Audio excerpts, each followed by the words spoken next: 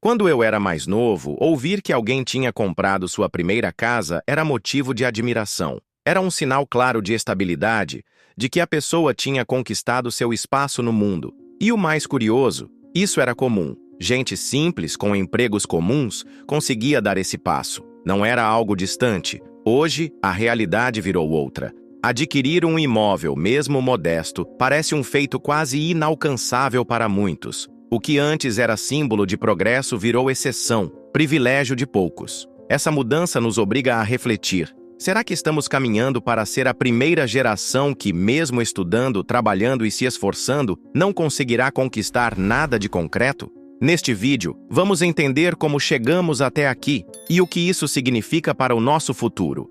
Existe uma sensação que muitos jovens adultos carregam em silêncio, a de que, por mais que se esforcem, nunca será suficiente. E isso não é paranoia.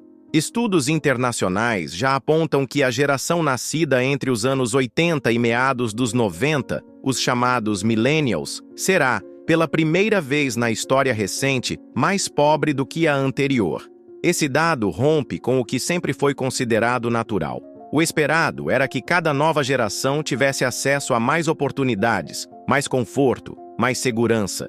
Pais abriam caminhos para filhos, filhos superavam os pais. Mas agora, o ciclo parece ter travado, ou até andado para trás. Nossos pais, mesmo com salários modestos, muitas vezes conseguiam garantir casa própria, criar filhos, pagar estudos. Já hoje, é comum encontrar pessoas aos 30 anos dividindo o aluguel, adiando planos de família e convivendo com dívidas rotineiras.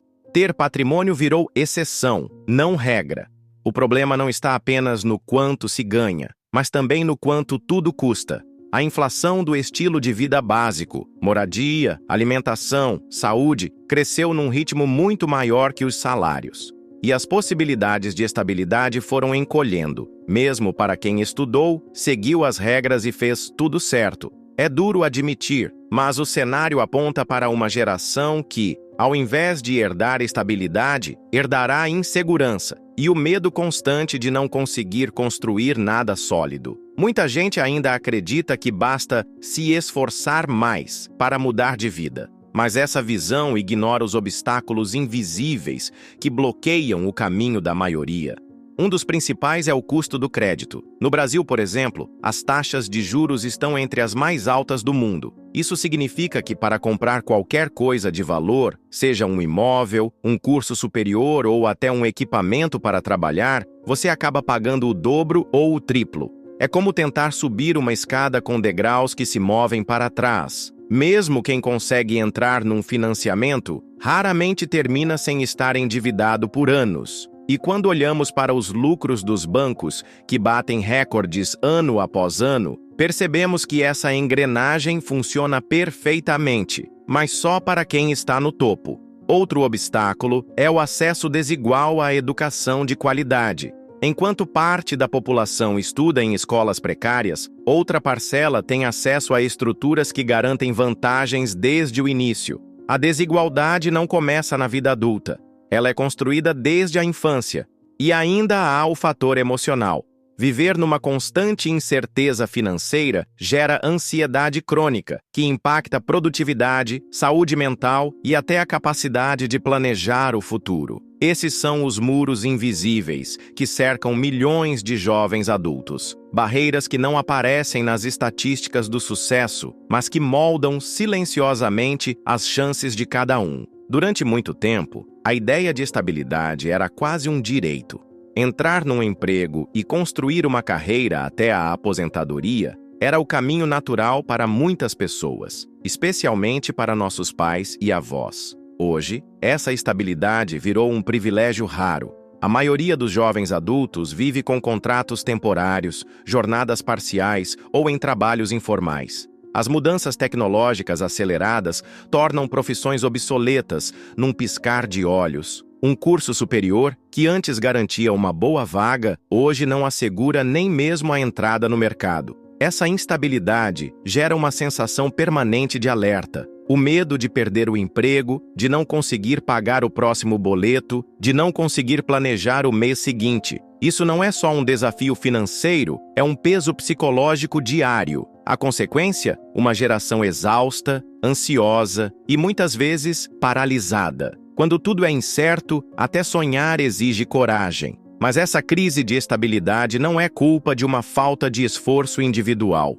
Ela é consequência direta de um sistema que não se atualizou para acolher a realidade de milhões de pessoas que querem trabalhar, produzir, crescer, mas não encontram um chão firme para pisar.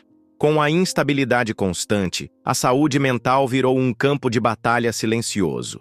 Ansiedade, depressão, burnout. Esses termos se tornaram comuns em conversas cotidianas, não porque queremos usá-los, mas porque são parte da realidade de uma geração que vive sob pressão. As exigências são altas, mas os retornos são baixos. Não se trata apenas de não alcançar o sucesso, é a sensação constante de estar falhando mesmo ao fazer tudo certo, trabalhar duro, estudar, se reinventar e ainda assim sentir que está sempre 2 passos atrás. Esse esgotamento não aparece em exames. Não há febre, não há ferida visível, mas corrói silenciosamente. A insegurança no trabalho, a falta de perspectiva de futuro, a impossibilidade de planejar uma vida com estabilidade, tudo isso adoece. Pior, muitos ainda carregam a culpa por esse sofrimento como se fosse fraqueza, como se fosse uma questão de não se esforçar o suficiente. A verdade é que estamos cobrando equilíbrio emocional de pessoas vivendo em condições extremamente desequilibradas. E é hora de reconhecer que saúde mental não é um luxo, é uma urgência coletiva. Nos ensinaram que o sofrimento é nobre, que vencer na vida significa passar por todas as dificuldades com um sorriso no rosto, sem reclamar, sem parar. E isso criou um problema sério. Começamos a romantizar a dor. As redes sociais estão cheias de frases como "trabalhe enquanto eles dormem" ou "você não é pobre, só é preguiçoso". Frases que parecem motivacionais, mas que escondem uma lógica cruel, a de que só os fortes merecem vencer e que se você está sofrendo é porque não se esforçou o suficiente. O problema é que essa mentalidade transforma a sobrevivência em motivo de orgulho. Trabalhar 14 horas por dia vira sinal de sucesso. Dormir pouco, comer mal, não ter tempo para nada, tudo isso é tratado como virtude. Mas a verdade é que isso não é superação, é exaustão disfarçada de força, é normalizar o inaceitável. Lutar, sim, mas por uma vida que vale a pena, não por um sistema que se alimenta do nosso cansaço. Não podemos mais confundir resistência com resignação. Hoje, viver com o mínimo de dignidade tem um preço alto. Não estamos falando de luxo, conforto ou ostentação. Estamos falando do básico: morar, se alimentar bem, ter acesso à saúde, estudar, cuidar da própria segurança. Para muitos, essas necessidades viraram privilégios. Alugar um quarto em uma região segura custa quase metade do salário. Comer de forma saudável, então, é mais caro que se alimentar de produtos ultraprocessados. E se precisar de um exame ou atendimento médico urgente, a fila do sistema público parece infinita, enquanto os planos privados cobram mensalidades absurdas. Esse custo crescente de simplesmente existir afasta as pessoas da ideia de futuro. Como planejar? Como sonhar?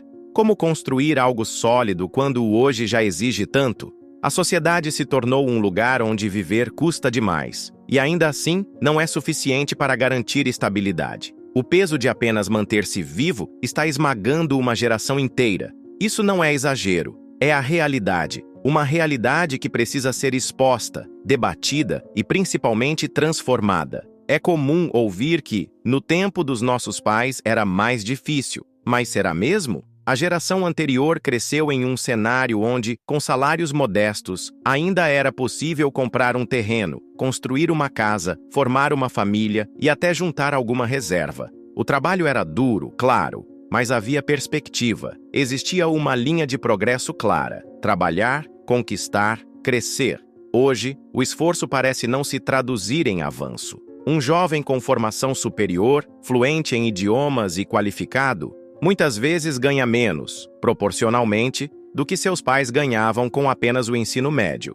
As oportunidades diminuíram, mas a cobrança aumentou. Os custos de vida explodiram, enquanto os salários mal se movimentam. Um simples aluguel já compromete mais da metade da renda. O sonho da casa própria virou um luxo. E a ideia de formar uma família? Para muitos, uma impossibilidade. O contraste gera frustração, porque, diferente das gerações passadas, a promessa de que o futuro será melhor já não convence mais. A escada social parece ter sido arrancada, e o esforço, por mais intenso que seja, não garante subida alguma. Essa sensação de estar sempre correndo, sem sair do lugar, afeta muito mais do que a conta bancária. Afeta a mente, o corpo, a saúde emocional. Ansiedade, depressão, sensação constante de insegurança e cansaço emocional crônico estão se tornando comuns, quase normais, entre jovens adultos. A cobrança por produtividade, o medo de fracassar e a constante comparação com padrões inalcançáveis nas redes sociais criam um ambiente sufocante. É como se todo mundo estivesse vencendo, menos você. Mas não é verdade. Muitos estão no mesmo barco, exaustos, frustrados, tentando manter a aparência de que está tudo bem. A diferença é que ninguém fala sobre isso. O silêncio, a vergonha e o peso da expectativa social só aprofundam esse sofrimento. Além disso, a instabilidade do presente faz com que o futuro pareça um lugar ameaçador. Como pensar em longo prazo quando o hoje já consome toda a energia? Como cuidar da saúde mental se o básico já está em risco? Esse é o ponto. A crise não é apenas econômica, é existencial. E enquanto não encararmos isso de frente, continuaremos adoecendo em silêncio. Falar sobre o futuro costumava ser inspirador. Hoje, para muitos, virou motivo de ansiedade. A sensação dominante não é mais expectativa, é dúvida. Será que vou conseguir me aposentar? Será que terei um lar para chamar de meu? Será que vou conseguir formar uma família, ter segurança, viver com dignidade? Essas perguntas, que antes pareciam distantes, agora fazem parte da rotina de quem vive com medo do amanhã. Não por pessimismo, mas por constatação. O futuro parece cada vez mais instável, como se estivesse sempre escapando das mãos. Planejar virou um luxo e sonhar um risco. Essa fragilidade não se resolve com frases motivacionais ou promessas vazias. Ela exige mudanças profundas e começa pelo reconhecimento de que o modelo atual está falhando com toda uma geração. Aos poucos, fomos aceitando como normal aquilo que deveria nos indignar. Trabalhar o mês inteiro e não conseguir pagar o básico virou rotina. Ter que escolher entre pagar o aluguel ou comprar comida de qualidade se tornou parte do planejamento financeiro. A precariedade foi disfarçada de adaptação. E o absurdo, de responsabilidade individual. Mas não é normal viver constantemente no limite. Não é normal precisar se endividar para ter acesso à saúde, à moradia ou à educação. Não é normal que tanta gente estude, trabalhe e ainda assim não consiga ter uma vida minimamente estável. A verdade é simples e incômoda. O problema não está nas pessoas. Está num sistema que falha e que insiste em culpar quem mais sofre com ele. Somos uma geração que cresceu ouvindo que basta correr atrás, que o mérito resolveria tudo. Mas a realidade mostrou outra coisa, que nem sempre o esforço é suficiente e que muitas vezes ele sequer é reconhecido. A gente não está fracassando por falta de vontade. Estamos afundando num cenário que exige demais e devolve pouco, em que o custo de viver consome até a vontade de sonhar. E mesmo assim, seguimos, trabalhando, criando, resistindo. Não por heroísmo, mas por necessidade. O que está em ruínas não são os nossos valores, é a estrutura que deveria nos sustentar. E enquanto não encararmos isso como um problema coletivo, continuaremos tratando como fracasso individual aquilo que, na verdade, é resultado de um colapso sistêmico. Diante de tudo isso, fica a pergunta: o que ainda podemos construir? Não há solução mágica, mas há um ponto de partida. Reconhecer que não estamos sozinhos, que essa sensação de impotência, esse cansaço, essa frustração não são fraquezas individuais, e sim sintomas de um modelo que não funciona mais. Falar sobre isso é o primeiro passo para mudar. É deixar de aceitar o inaceitável. É recusar o silêncio como resposta. E agora, eu quero ouvir você. O que você conseguiu conquistar até aqui? Como tem sido sua caminhada? Você ainda acredita que dá para construir algo sólido? Deixa aqui nos comentários sua visão. Compartilha esse vídeo com quem precisa ouvir isso, porque só juntos podemos transformar o desânimo em consciência e a consciência em mudança.